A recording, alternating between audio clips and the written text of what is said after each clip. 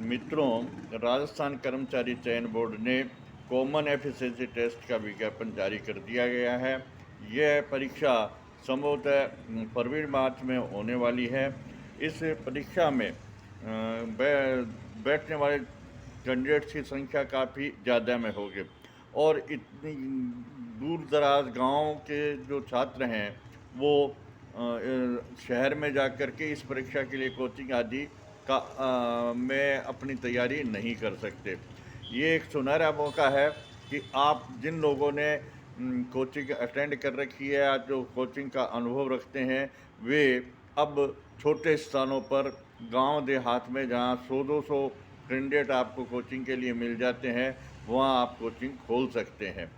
आप इस परीक्षा में देख लें सिलेबस में कि रीजनिंग और जीके और गणित, हिंदी, अंग्रेजी इत्यादि पेपर रखे गए हैं। ये पेपर सामान्यतः सभी परीक्षा में आते हैं और जिन लोगों ने एक दो बार परीक्षा दे रखी है अथवा कोचिंग अटेंड कर रखी है, उनके पास अच्छा अनुभव है।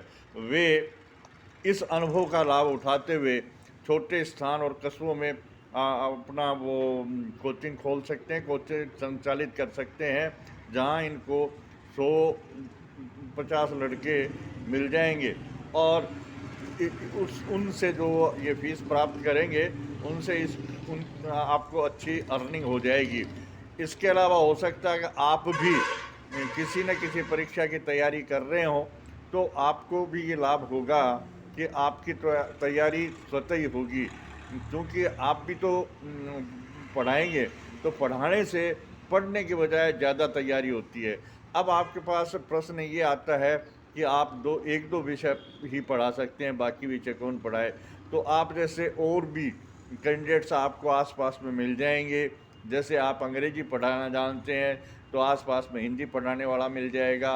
आसपास में आप जैसा जिसको कि कोचिंग में पढ़ाने का अनुभव हो या जो कोचिंग अटेंड किया हुआ हो या जिसने कंपटीशन दिया हुआ हो, तो वो वैसा कोई कैंडिडेट मिल जाए जो अंग्रेजी पढ़ाना जानता हो, हिंदी पढ़ाना जानता हो, ज्योग्राफी पढ़ाना जानता हो, गणित पढ़ाना जानता हो, तो ऐसे आप साथी को तलाश करके और मिल करके आप कोचिंग संचालित कर सकते हैं और इस कोचिंग से आप अच्छा पैसा अर्न कर सकते हैं और आप अपने घर के ही रह करके और आप ये लाभ कमा सकते हैं।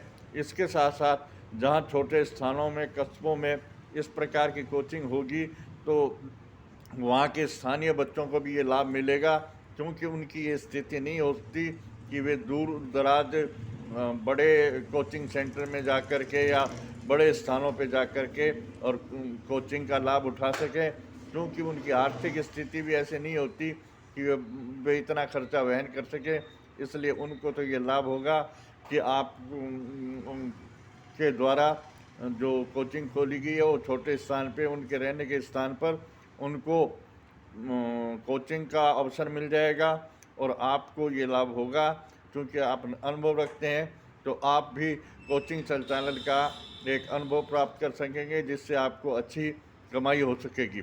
और सेट परीक्षा में कैंडिडेट्स की संख्या काफ़ी ज़्यादा है, इसलिए इसमें आपको ज़्यादा ये प्रयास करने की ज़रूरत नहीं है कि कैंडिडेट कहाँ से मिलेंगे। कैंडिडेट दूर दराज गाँव में बहुत हैं, आसपास 2-3 गाँव के कैंडिडेट मिल कर के एक कोचिंग जैसी संख्या आपको उपलब्ध हो जाएगी और आप ये काम आसानी से चालू कर सकते हैं। इस बार आपको ये गोल्डन चांस मिला है, इसका आप लाभ उठाएं और अपनी कोचिंग चालू करें। आज के वीडियो में बस इतना ही। धन्यवाद।